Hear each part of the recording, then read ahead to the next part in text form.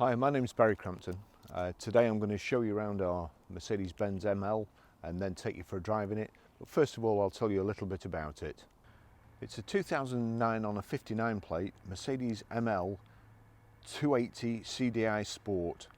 It's an automatic. It has done 56,250 miles there or thereabouts. I'll tell you exactly when we get in the car. It's got a full service history. Fuel economy. Urban is 23.3, extra urban is 35.8, and combined is 30.1. A 0 to 60 time of 9.8 seconds, a top speed of 127 miles per hour out of a 190 brake horsepower 24 valve engine. 6 months road tax is £305.25 and 12 months is £555. It was first registered on the 2nd of September 2009 and it has an MOT until the 7th of April 2020. So that's the details on the car. I'll just show you around it now. At the front here we've got the big kind of Jurassic Park grille there, xenons, front fogs, parking sensors, got the big 5 double spoke alloys. Here we've got kind of a built-in contoured side step, power folding door mirrors. We've got the roof bars there, the brushed aluminium around along the bottom edge of the windows, rear privacy glass. Car hasn't been cleaned yet. This will be Lance's project tomorrow, and as you can see there, power open and close tailgate also works from the key. We have 2 keys as well. All my camera gear in the back here, but we've got a rear load cover here. Oops, there you go. Not the easiest thing in the world to fasten. It's a split rear seat at 60/40, fold independently of each other. Real good design. Quite a low back there. Got this kind of rear diffuser style thing and rear parking sensors there.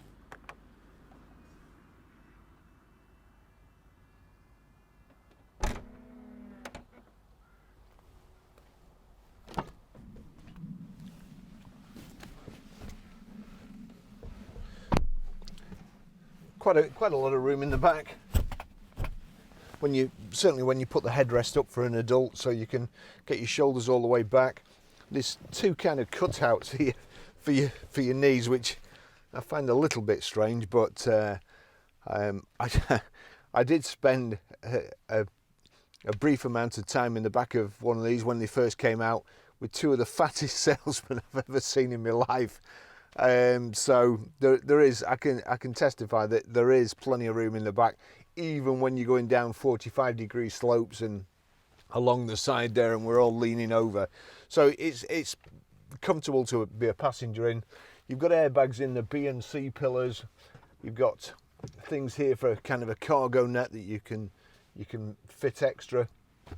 Perhaps stop your dog getting all the way through, but still having the run of the back here.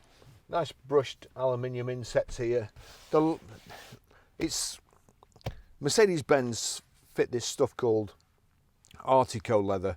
I'm assuming the idea is it's better for the planet, but apparently it's also harder wearing than leather and easier to clean.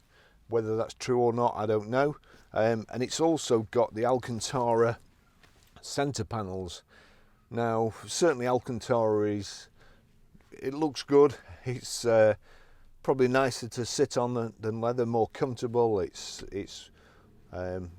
not cold in the winter and it's not too hot in the summer. We've got parcel nets here.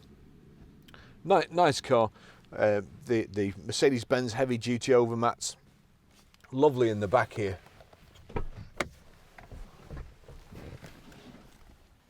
I'll just take you for a ride in it.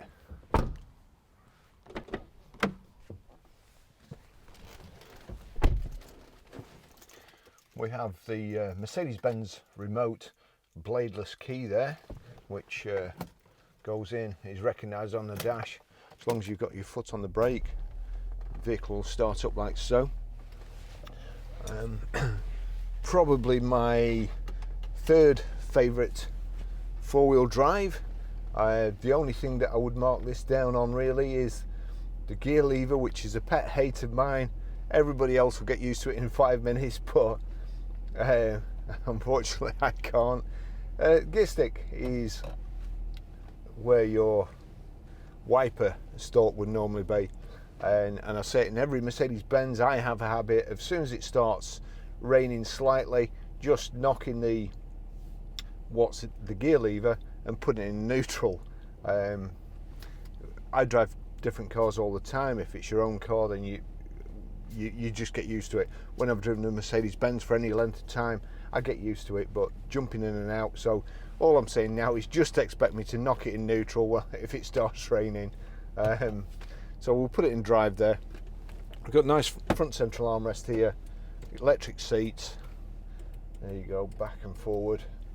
And I'll just show you these before we set off. Power folding door mirrors.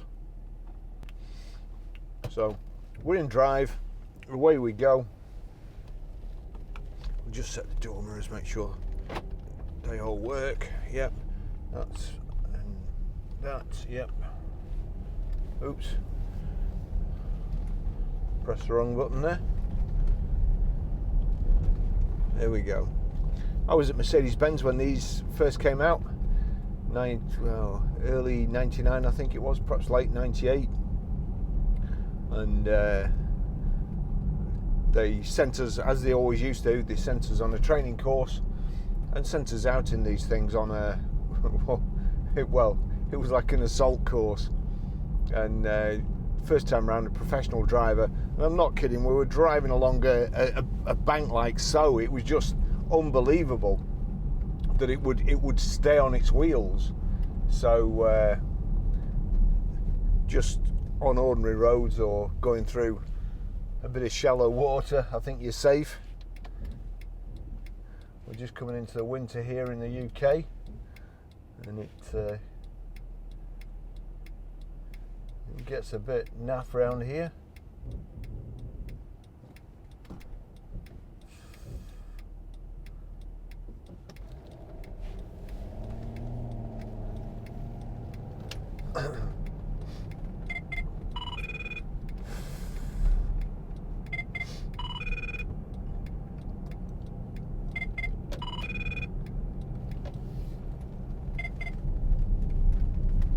There we go, we'll give it some gas.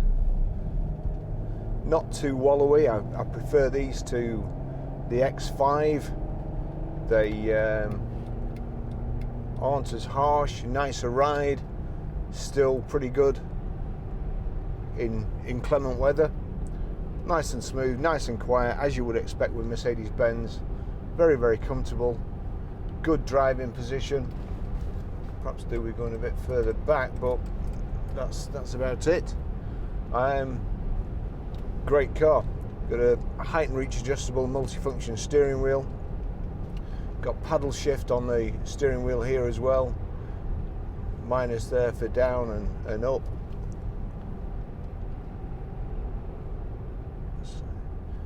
Cruise control and also speed limiter.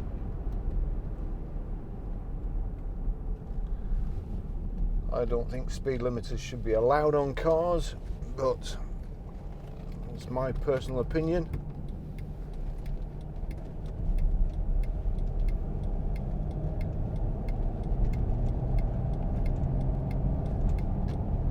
People always have a go at me for putting cars in neutral when I'm in a manual and I'm coming up to a roundabout.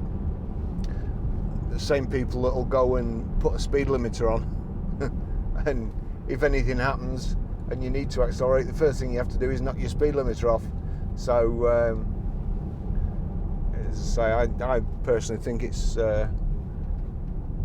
one chance in a million, but I wouldn't like to take it. Really nice outside, been very, very well looked after.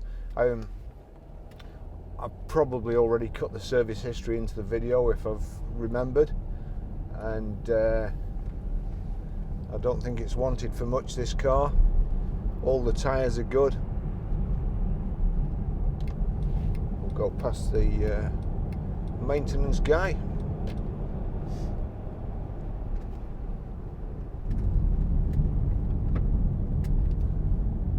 Quite a sharp bend that, not too wallowy. Let's see if we can just drop in front of this BM. Seems to be doing 20 mile an hour up the motorway. There we go.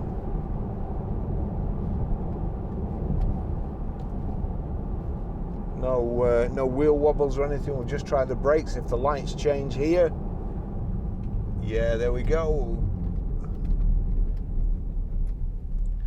Yeah, no wobbles through the steering wheel or undulating brake pedal. That's all good. Nice and clear here. We've got this. You can alter settings on the dash there, and let's see, it's done 56,240 miles. Run flat indicator active, temperature gauge, outside temperature gauge, which is 14 at the moment. Service in 13,300 miles. So there's your information display. On the right, your volume controls and telephone control. Lights on the right here. Your electric windows here. Switch there to stop the kids playing with electric windows in the back.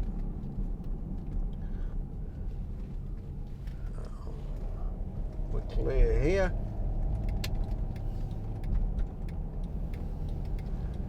Whip you down the motorway.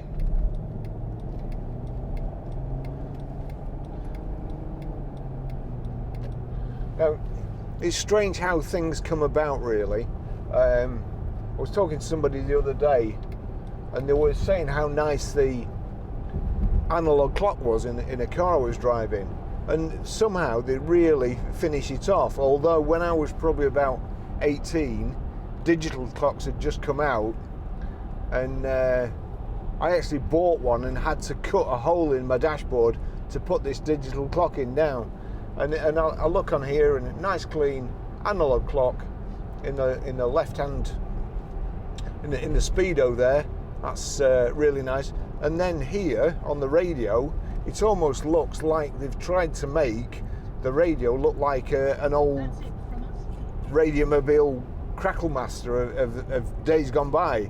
It's even to the extent it's where the display's faded and gone kind of like old paper. But it's all nice, all nicely set out as you would expect with Mercedes-Benz. Nothing too fancy. We've got heated seats here, 3-position heated seats. So let me just that's cruise control. We'll just take it up. Oh, just take it up to 70 there. Hopefully we're in top. We're doing 2,200 and perhaps 2,300 revs there. It's dead on 70 miles an hour, and I like the way the Mercedes cruise control goes up to in increments and went up to 70 there. So that's really, really good.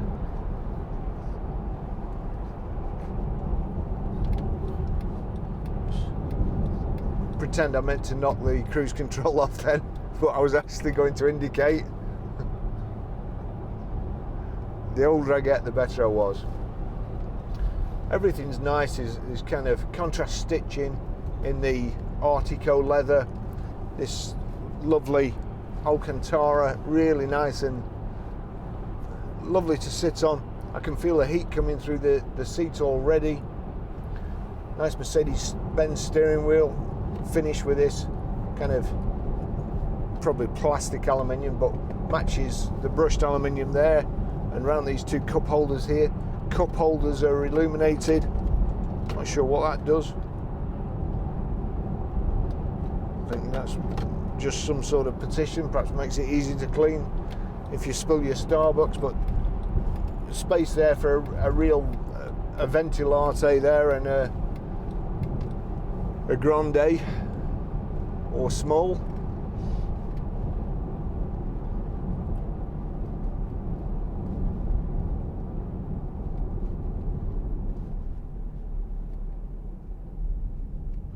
everything that's on Mercedes-Benz,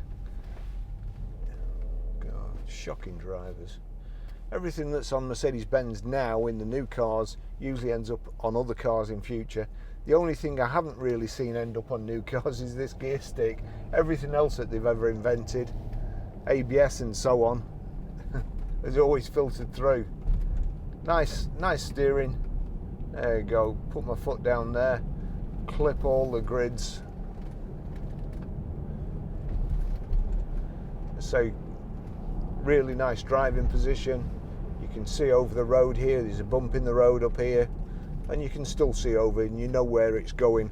Whereas if you're in a saloon car, you really can't see back there. It's got Bluetooth hands-free, CD radio. Have we got the books in there? Yeah, book pack in there. We've also got a load of invoices.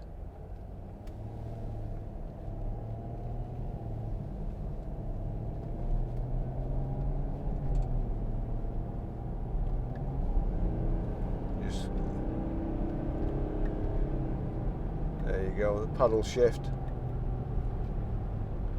I'm assuming it was showing D6 there and then went into D, so looks like it's a 7-speed gearbox. On the right you've got your rev counter, in the rev counter at the bottom, fuel gauge. It is really well set out, nothing fancy. I also remember way back when I was selling Opel Asconas, Opel Records, and we had the Monza and the Senator came out, which were fantastic cars. They've got electric sunroofs, electric windows and so on. And some chap brought a Mercedes E200 in, I think, and it was what we would refer to as a bogo spec. A lot more than the Senator or Monza, and it had wind-up windows and nothing else. And this huge steering wheel. It really was like a tank. But no doubt that car is still going round now. And that's the good thing about Mercedes-Benz.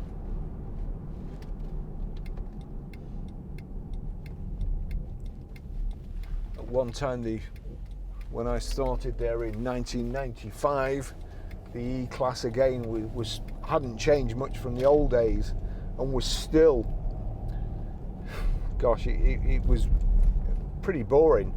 My first demonstrator was an E200, and they were just being the last of the old shape E-Classes before the new kind of twin sort of headlight Mercedes E-Class.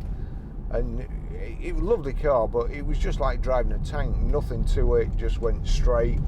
There was no real feel to it or anything, and they were kind of an old man's car.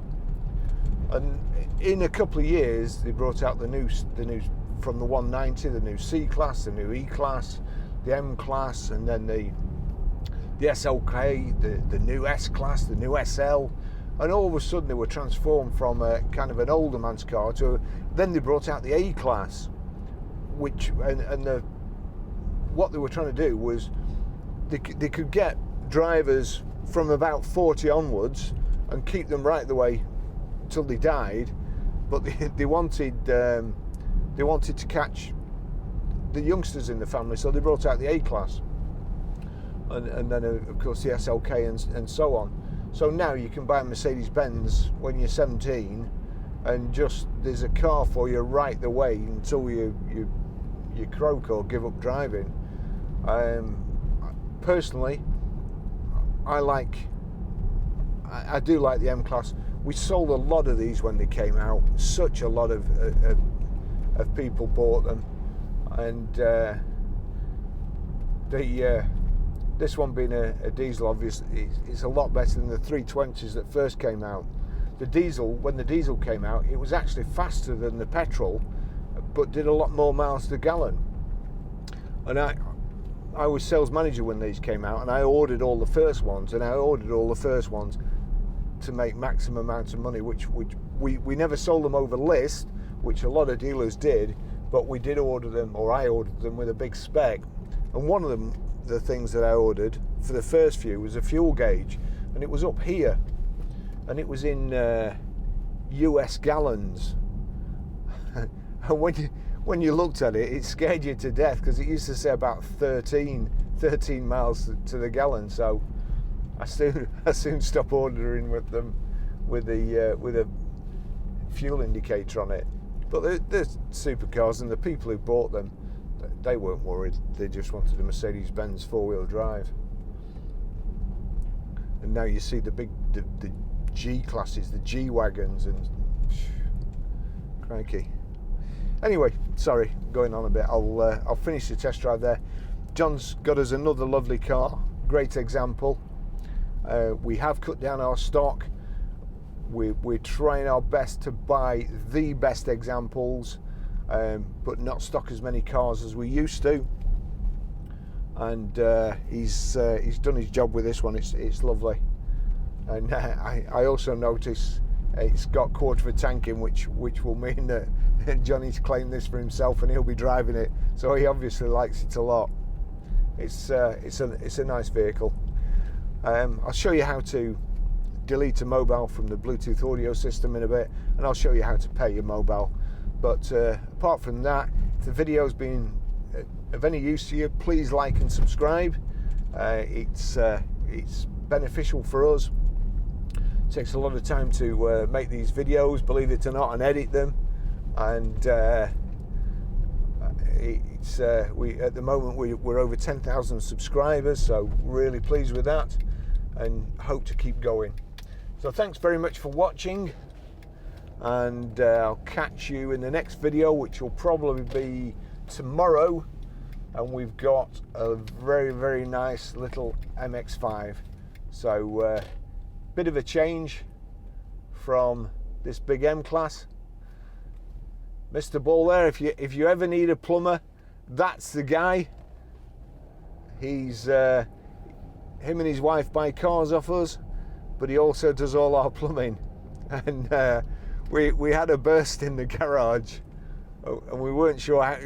There was nowhere to switch the water off. We couldn't do that, and he came in, and he was like Red Adair, except instead of an oil well, it was just he just put this fitting on the top with brute force, and then switched it off and fixed it. So I'll try and remember to put his telephone number in. If you're around Preston, he's great, and he's not dear at all.